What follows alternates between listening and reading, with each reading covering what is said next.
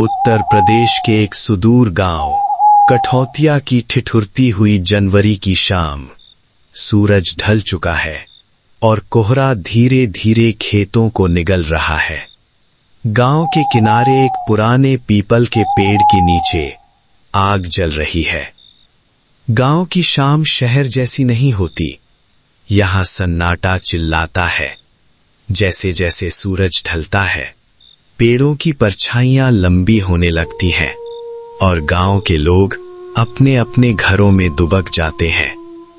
लेकिन गांव के मुहाने पर, जहां से जंगल का रास्ता शुरू होता है, वहां कुछ लोग आज भी पुराने रिवाजों की तरह अलाव जलाकर बैठते हैं।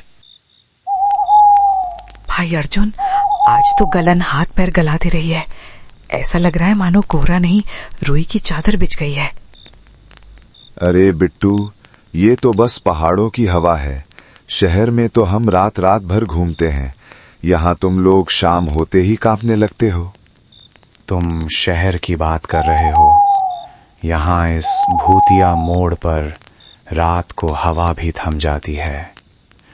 लोग कहते हैं कि जब ज्यादा ठंड पड़ती है तो वो बाहर निकलता है अपनी प्यास बुझाने। फिर वही पुरानी बातें। देखो, सामने रघु काका आ रहे हैं। अब तुम उन्हीं से पूछ लो, वो तो इन रास्तों पर अपनी पूरी जिंदगी गुजार चुके हैं।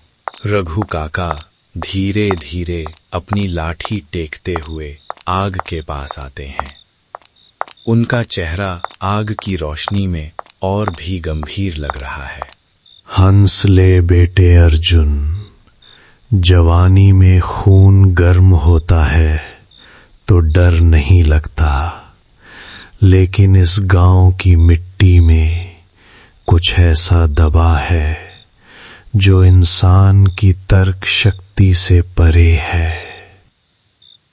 काका, आप भी बिट्टू को डरा रहे हैं। मैं तो बस ये कह रहा था कि ये कोहरा और सन्नाटा प्राकृतिक है। प्राकृतिक?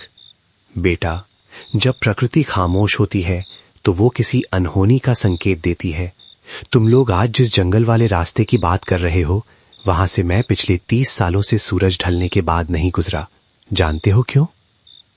क्यों काका, क्या सच में वहां कोई है? वहां कोई एक नहीं है। वहां वो यादें हैं जो शरीर छोड़ चुकी हैं, पर प्यास नहीं। वहां वो साया है जो किसी का इंतजार कर रहा है। आज से ठीक 40 साल पहले, जब मैं तुम्हारी उम्र का था, मैंने उस पगडंडी पर जो देखा था, उसने मेरी रूह तक कपा दी थी। रघु काका की आंखों में एक अजीब सी चमक आ गई। आग की लपटें उनके चेहरे पर नाच रही थीं। अर्जुन और बिट्टू अब बिल्कुल शांत थे। चारों तरफ सन्नाटा ऐसा था कि आग के चटकने की आवाज भी किसी धमाके जैसी लग रही थी।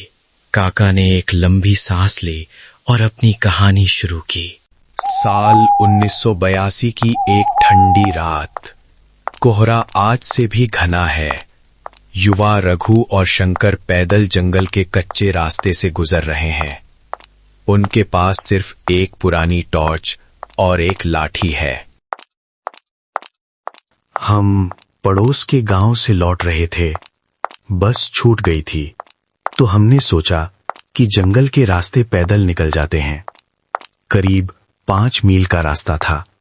हमें लगा कि हम निडर हैं, पर हमें नहीं पता था कि उस जंगल की अपनी एक भूख है। रघु, ये रास्ता खत्म क्यों नहीं हो रहा? हमें तो अब तक मोड़ पर पहुंच जाना चाहिए था। पैदल चलते चलते पैर भी दुखने लगा। हम बोले थे कि बस पकड़ लेते हैं, लेकिन तुम्हारे वजह से बस छूट गई। कोहरा भी घेर रहा है। कोहरा ज्यादा है शंकर, इसलिए पहचान नहीं आ रहा। बस चलते रहे, जल्दी ही पहुंच जाएंगे। बस तो हाथ से निकल ही गई। अब यही एक रास्ता बचा है, इसी को पकड़ के चलते हैं। आगे का कुछ दिखाई भी नहीं दे रहा है। कोहरा ऐसा है जैसे हम लोग एक दूसरे को नहीं देख पाएंगे। चलते चलते अचानक कोहरा छटा और उनके सामने एक टूटा हुआ पत्थर का ढांचा खड़ा था। ये एक मंदिर था, वीरान, खंडहर, जिसकी दीवारों पर काई जमी थी और चारों तरफ अजीब सी खामोशी थी, जैसे मंदिर कुछ कहना चाहती हो। वो मंदिर ऐसा था, जो भी उसे देखे उसके शरीर में डर पहले से ही बैठ जाता था। रघु, ये कौन सा मंदिर है?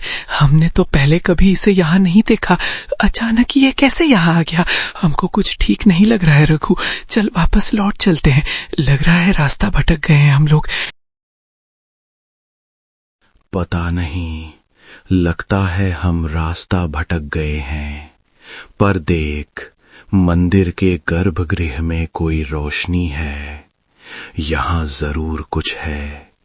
इसमें कोई मूर्ति क्यों नहीं दिख रही है? डर मत शंकर, जो होगा देखेंगे। वो मंदिर महादेव का था, पर वहां कोई मूर्ति नहीं थी, बस एक खाली सिंहासन जैसा था। मंदिर के ठीक बाहर एक पुराना कुआं था। वहां कोई इंसान नहीं रहता था, लेकिन फिर भी वहां से ताजे फूलों की खुशबू आ रही थी। शंकर के मन में बहुत सारी बातें इधर उधर भटक रही थीं। शंकर को अंदर से लग रहा था कि इस मंदिर के अंदर जाकर देखना चाहिए। साइड में रघु खड़ा चुपचाप देख रहा था। शंकर धीरे धीरे अपना पैर मंदिर की तरफ बढ़ाने लगा। तभी पीछे से रघु बोला, शंकर, रुक, कहाँ जा रहा है? बड़ा बुजुर्ग कह गए हैं कि अनजान मंदिर में रात को पैर नहीं रखते। अंदर जाके क्या ही होगा? गांव के लोगों से पहले। अरे देख तो रघु, अंदर शायद कोई साधु बाबा हो। रास्ता पूछ लेंगे और उनका आशीर्वाद भी ले लेंगे। बेकार ही तो डर रहा है। क्या पता अंदर किसी भगवान का मूर्ति भी रखा हो और दर्शन भी हो जाए। जैसे ही शंकर मंदिर के आंगन में पहुंचा, उसे वहां अपनी मां खड़ी दिखाई दी। वो वही साड़ी पहनी हुई थी जो उसकी मां ने सालों पहले पहनी थी। शंकर ने देखा तो उसके होश ही उड़ गए। उसके मन में ऐसा ऐसा सवाल गूंजने लगा, मानो वो किसी दुनिया में खो गया हो। शंकर घबराकर बोला, मां, आप यहां इस जंगल में क्या कर रही हो? आप मेरी मां हो, लेकिन मां, आप तो घर पे थीं। लेकिन आप इस मंदिर में, जहां एक चींटी भी नजर नहीं आ रही है, यहाँ अंधेरा, रात, कोहरा, चारों तरफ सन्नाटा छाया हुआ है। घर चलो मां। आओ शंकर बेटा, तुम्हारा ही इंतजार कर रही थी मैं। हम बहुत दुख दर्द में है बेटा यहाँ। हम फंस गए हैं। हमको ठंड लग रही बेटा, मेरे पास आओ। देखो, मेरा आंख लाल हो गया है ठंड के मारे। मेरे आंखों में देखो। शंकर, किससे बात कर रहा है? वहां कोई नहीं है। पागलों जैसा हरकत क्यों कर रहा है? बोले थे ना अंदर मत जाओ। चलो बाहर भी आ जाओ। घर चलो, छोड़ो ये सब। कब से बोल रहे हैं वापस लौट जाते हैं।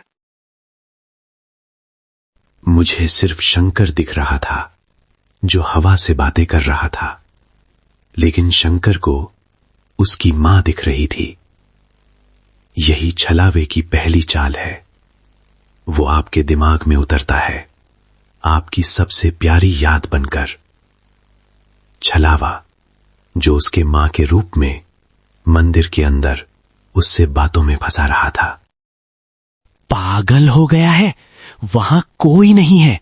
देख, वहां सिर्फ कांटेदार झाड़ियां हैं। शंकर, पागल मत बनो। घर चलो। गांव में तुम्हारी मां घर पे होगी। यहां तुम्हारी मां नहीं है। तुझे नहीं दिख रही माँ? वो देख, वो मुझे बुला रही हैं। कह रही हैं कि कुएं के पास आओ। शायद वो कुएं के अंदर कुछ दिखाना चाहती है। मेरी माँ पे शक कर रहे हो? हम अपनी माँ को अच्छे से पहचानते हैं। मैंने शंकर को रोकने की बहुत कोशिश की, लेकिन उसमें जैसे 10 हाथियों का बल आ गया था। उसने मुझे धक्का दिया और दौड़ पड़ा। मैं उसके पीछे भागा, टॉर्च जलाते हुए। तभी अचानक मंदिर की घंटियां अपने आप बजने लगीं। टन टन टन। पर वहां कोई हवा नहीं थी। अचानक वो आकृति बदलने लगी। शंकर की मां का चेहरा पिघलने लगा। उसका कद 8 फीट लंबा हो गया। उसके हाथ लंबे होकर जमीन को छूने लगे और उसकी त्वचा राख की तरह ग्रे हो गई। वो छलावा था। आ गया, मेरा शिकार आ गया, यही तो मैं चाहती हूँ। आओ मेरे पास आओ, अब मेरा प्यास बुझेगी, अब होगा मौत और बुझेगी मेरी प्यास। आज तुम दोनों का अंत मेरे हाथों लिखा है। शंकर, पीछे हट, वो तेरी माँ नहीं है। माँ तुम्हारी घर पे है। शंकर, तू बात क्यों नहीं समझ रहा है? वो जरूर कोई छलावा है। चलो घर, गांव में लोगों से पूछेंगे तब आएंगे। जैसे ही मैंने टॉर्च की रोशनी उस पर डाली, छलावे ने एक भयानक चीख मारी। वो छलावा शंकर को लेकर कुएं के अंदर घुस गया और वहां एक पल के ऐसा सन्नाटा छा गया, मानो किसी सुई के गिरने की आवाज पूरे जंगल में सुनाई दे रही हो। अब हम वहां अकेले कुएं पास गए। तभी कुएं से शंकर की आवाज में कोई बोला, रघु भाई, नीचे आ जाओ, यहाँ बहुत सुकून है। देख, यहाँ ठंड नहीं लगती। तू बाहर क्यों खड़ा है? तुमको ठंड लग रही होगी, अंदर बहुत गर्मी है। अंदर आ जाओ। तू मेरा भाई नहीं है। तू जो भी है, मैं तुझे खत्म कर दूंगा। तू मेरे दोस्त शंकर की आवाज में बोल रहा है। कहाँ है मेरा दोस्त? जल्दी बताओ। मैं तुम्हारे बातों में नहीं आने वाला हूँ। मैं तुझे खत्म करके ही रहूंगा। रघु वहां से भागने लगा, लेकिन वो जहां भी जाता वहीं मंदिर उसके सामने आ जाता। वो गोल गोल घूम रहा था। छलावा कभी उसकी माँ, कभी पिता, तो कभी शंकर बनकर उसे पुकारता। मुझे समझ आ गया कि मैं छलावे के जाल में फंस चुका हूं। वो मेरा डर खा रहा था। फिर मुझे याद आया, मेरे पिता ने कहा था, छलावा आंखों का धोखा है, इसे कानों से जीतो। मैंने अपनी आंखें बंद कर लीं। आंखें खोल, देख, तेरा दोस्त तड़प रहा है। देख रघु, इतना भी स्वार्थी मत बन। मैं तेरा दोस्त शंकर बोल रहा हूं। तुझे मुझ पे यकीन नहीं है? रघु ने आंखें नहीं खोली। उसने सिर्फ मिट्टी की गंध पर ध्यान दिया। धीरे धीरे आवाजें कम होने लगीं। जब उसने आंखें खोली तो सूरज की पहली किरण निकलने वाली थी। मंदिर गायब था, कोहरा गायब था। वो उसी पगडंडी पर अकेला बैठा था। दृश्य वापस अलाव के पास आता है। आग अब बस अंगारे बनकर रह गई है। अर्जुन और बिट्टू पत्थर की तरह जम गए हैं।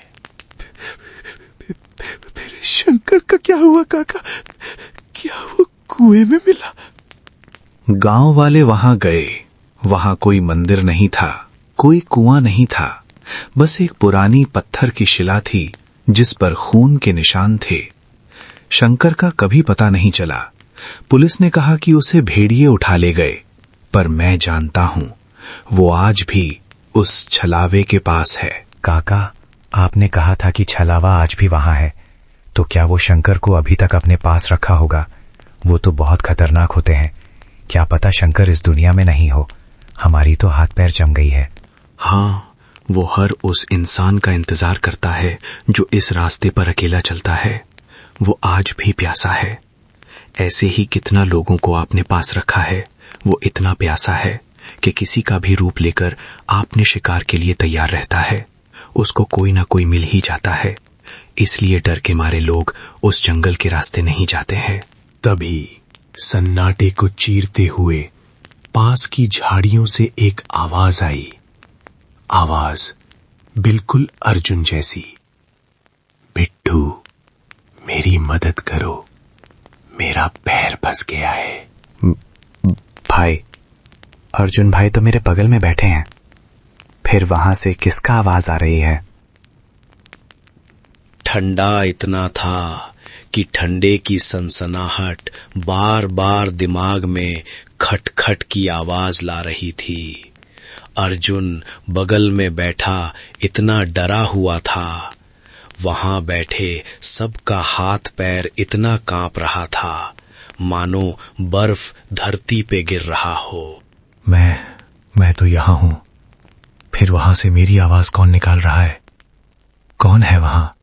बाहर आओ। काका, ये कौन मेरा आवाज निकाल रहा है? इतना रात में कौन हो सकता है? हमको तो बहुत डर लग रहा है काका। कोई हिलना मत, अलाव की राख से बाहर कदम मत रखना। वो आ गया है, अपना शिकार खोजने के लिए निकल गया है। यहां बैठे सब अपना कदम आगे पीछे मत करना, वरना मारे जाओगे। झाड़ियों से एक आकृति धीरे धीरे बाहर निकली। वो बिल्कुल अर्जुन जैसी दिख रही थी। उसके कपड़े, उसका चेहरा, यहां तक कि उसकी घड़ी भी अर्जुन जैसी थी। लेकिन जैसे ही वो अलाव की मध्यम रोशनी में आया। क्या हुआ? अपने दोस्त को पहचानते नहीं? आप सब लोग हमको इतना जल्दी भूल गए? अरे दोस्त, हम अर्जुन, आप सबका दोस्त, हमको इतने रात में अकेले क्यों छोड़ रहे हो? चलो अपने घर चलते हैं। भागो, घर की तरफ भागो और पीछे मुड़कर मत देखना।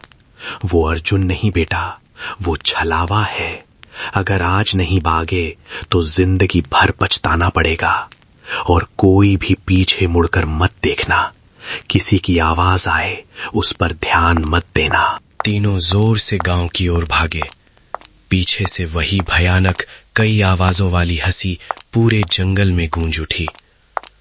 अर्जुन ने भागते भागते एक पल के लिए पीछे मुड़कर देखा। अलाव के पास अब कोई नहीं था। बस रघु काका की लाठी जमीन पर पड़ी थी और हवा में शंकर की आवाज गूंज रही थी। रघु भाई, वापस आ जाओ, यहाँ बहुत सुकून है।